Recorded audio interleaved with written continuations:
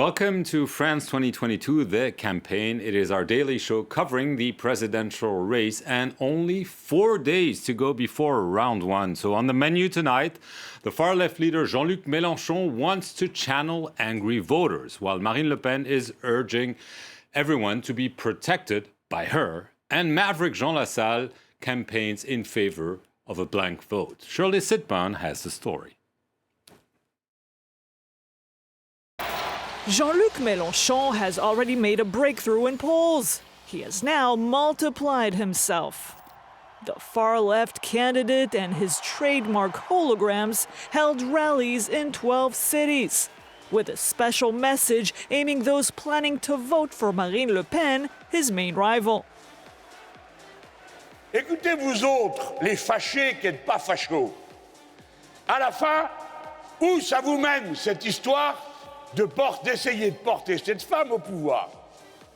Où y trouvez-vous quoi que ce soit dans ce qu'elle dit ou ce qu'elle fait qui ne soit pas entièrement teinté d'une sorte de mépris de classe? Contempt? Perhaps a lack of consideration? Public TV station France 2 feels that is how it's been treated by President Emmanuel Macron, who has snubbed its political shows. J'avais une question à vous poser d'abord, savoir si vous aviez des nouvelles de Macron, parce qu'on pensait qu'il serait là. After one of his trademark punchlines targeting Macron, Philippe Poutou sniped at Éric Zemmour. Il reste 2 minutes de temps de parole avant d'accueillir Éric Zemmour qui se prépare en coulisses et qui va prendre la suite. Vous parlez du fasciste raciste qui est accusé d'agression sexuelle? Zemmour is used to those types of attacks, just like Mélenchon. Le Pen targeted both of them in one go. On a deux candidats qui sont hémiplégiques. Il y en a un qui ne parle que de protection sociale et l'autre qui ne parle que de protection civilisationnelle. Et moi, précisément, je suis la candidate de toutes les protections. Jean Lassalle tries to remain optimistic, but even he realizes he won't be dancing on election night. Throughout the campaign, Lassalle said his goal is to bring power back to the people.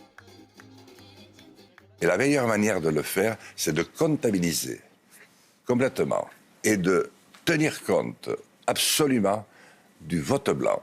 Ce qui fait que dimanche prochain, compte tenu de ce que je vois et de ce que j'entends dans la campagne, c'est Monsieur Blanc qui serait en tête. That is all from the campaign trail. Meet again tomorrow, same time.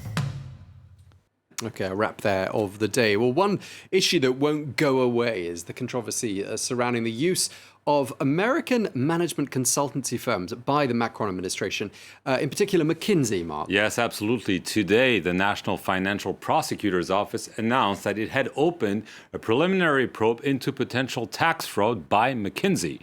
This comes after a Senate report claimed that the company had not paid taxes in France over the past decade, prompting furious calls by the opposition that Macron was in cahoots with McKinsey. Let's listen to the reaction of Conservative candidate Valérie Pécresse and the reply from the government spokesman, Gabriel Attal. It's a scandal that a company that receives hundreds of millions of euros in public orders can go and make a false declaration to the Senate saying that it pays its taxes in France. Yes, it's a false declaration on oath, so it's normal for a probe to be launched. From the start, we've called for truth to come out on the tax practices of this consultancy group. And it's based on this that from the month of December, a set of tax investigations were initiated by the Finance Ministry. Let me restate what the Finance Minister has already said. This consultancy firm will pay everything it has to pay. Okay, well, let's move on from talking about McKinsey to talking about how the candidates are doing in the polls. Another IFOP poll is out. What does it show about the first round, Mark? Emmanuel Macron still ahead, 27%. Marine Le Pen still on the rise, 23.5%. Jean-Luc Mélenchon also 1 percentage point up, 17.5%. While Valérie Pécresse, who we just saw, and Éric Zemmour on the far right are now at 9%. They appear really to be out of the race. Okay, so the race looking tight at the top end anyway. And what about the second round, Mark? Also getting tighter, 52.5% for Emmanuel Macron, 47.5% from Marine Le Pen. It has never been as tight between both of them in 2017. 64% Macron, 36% Le Pen. Okay, well, let's try to look ahead at the predicted round 2 face-off between Macron and Le Pen and how voters will vote for the eliminated candidates. How will that change the balance? Well, this is the key to the Élysée. You know, they will not get enough votes in the first round to be elected in the second round, so they need other votes. And we looked at some of the figures. Many of those voters will be undecided, maybe will not go to the ballot box. However, if you look at those who are going to cast a ballot for far-left leader Jean-Luc Mélenchon, in the second round, it's interesting, most of them would vote for Macron, but still, over a third would go for Marine Le Pen. And if you look at the electorate of the conservative candidate Valérie Pécresse, it's even more striking. Only a slight majority would vote in favor of Emmanuel Macron. And that's a sea change, because for a far-left voter or for a conservative voter, voting for Marine Le Pen was something they could not fathom in the past. And now, clearly, this is changed, and this is why the race is so tight this year. Okay, well, let's continue looking at the far right. So there's Marine Le Pen, there's Éric Zemmour. They're the two main candidates, perhaps the best known. But there is another candidate in the race, Mark. Yes, his name is Nicolas Dupont-Aignan. He's running for the third time. Back in 2017, he scored an honorable 4.7%. This year, he's struggling, around 2% in the polls. Clovis Casali is at his campaign rally in Paris. Clovis, how can you exist between Marine Le Pen and Éric Zemmour? Well, that's the question. It was hard enough to exist when there was just Marine Le Pen. But now that you've also got Éric Zemmour on the French far right, well, it's very difficult for Nicolas Dupont-Aignan. This is his final rally before the first round of the presidential election. And he's recruited a man called Florian Philippot. For those who follow French politics, they might remember Florian Philippot from his days at the Front National and Rassemblement National. He was the right-hand man of Marine Le Pen. And Nicolas Dupont-Aignan, the candidate of Rise Up France, actually joined forces with Marine Le Pen back in 2017 for the second round of the presidential election. If she was elected president, he would become the prime minister. So now it's really difficult for Nicolas Dupont-Aignan to actually exist. In the polls, he's only got about 2% of the vote. But he is trying to appear as different, and he has got very different proposals and ideas in his manifesto. For one, he wants a Frexit. He wants France to leave the European Union with a slogan you might have heard many times in the past, notably in the United Kingdom, with Take Back Control. That's Nicolas Dupont-Aignan's dream. He wants to get back the money from Europe, stop giving billions to Europe, and instead give them to the pensioners here in France. We heard some very harsh words tonight from Nicolas Dupont-Aignan saying that basically the Élysée had killed French people with its policies during the COVID-19 crisis, and that Emmanuel Macron, well, there was a conflict of interest with big companies like Pfizer.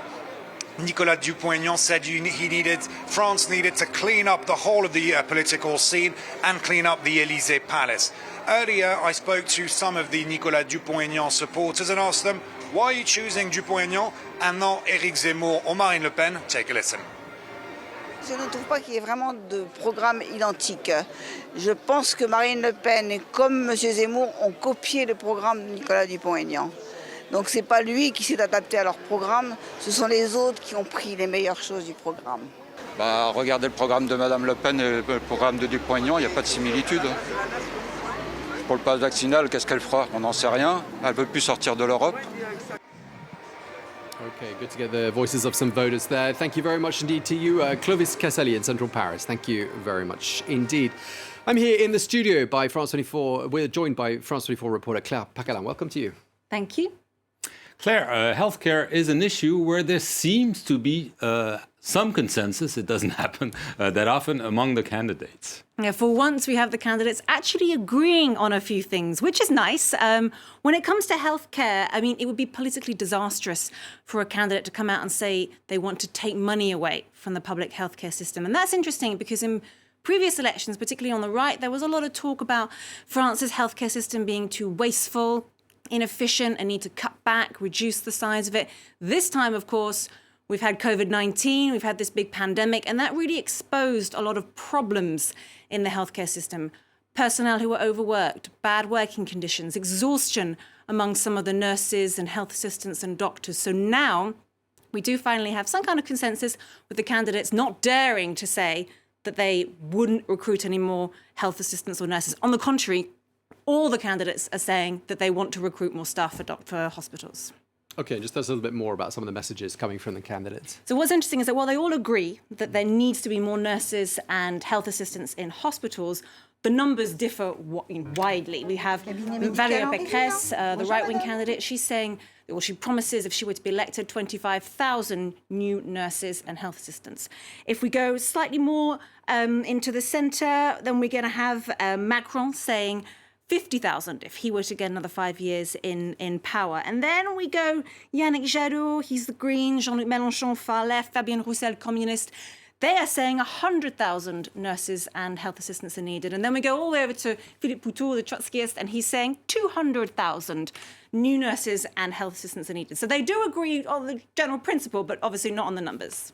We're also hearing the candidates talk a lot about the so-called medical deserts. Yes, the medical deserts. This is what the French call the uneven distribution of doctors, and specifically GPs or family doctors, the first port of call for patients. You go to the south of France, you're looking at 120 doctors for 100,000 people. Some parts of the country, it's not even half that amount. I recently filmed a report with Pauline Godard from France 24's French channel, and we visited a medical desert just outside Paris, Livry-Gargan, and we met with a doctor there who's 74. He's still practicing because he hasn't got anyone to replace him, so he can't bear to retire and abandon his patients. And we met some of his patients too who are now desperately looking for a new doctor and they can't find one because he has finally said that this year, when he turns 74, he will retire. I think we can take a listen now to some of the report that I filmed with Pauline Godard. On a peu de médecins qui s'établissent maintenant. C'est un désert médical. Hein. Et le fait que le docteur Whelan va plus pouvoir à un moment vous suivre, ça m'angoisse. Les gens me disent, docteur, vous êtes encore au travail? Ça fait déjà 3 fois que vous dites que vous partiez à la retraite. Et je repousse, vous voyez ce que je veux dire? Donc c'est que ma meilleure façon de ne pas angoisser, c'est de continuer à travailler. Mais un jour, il faudra quand même, 74 ans, il faudra quand même que je passe la main aux autres. Okay, well, that's where we're going to have to leave you. Thank you very much indeed, Claire Paccalin. Thanks for that. And to our French politics editor, Mark Perelman. That's it for this edition of France 2022, The Campaign.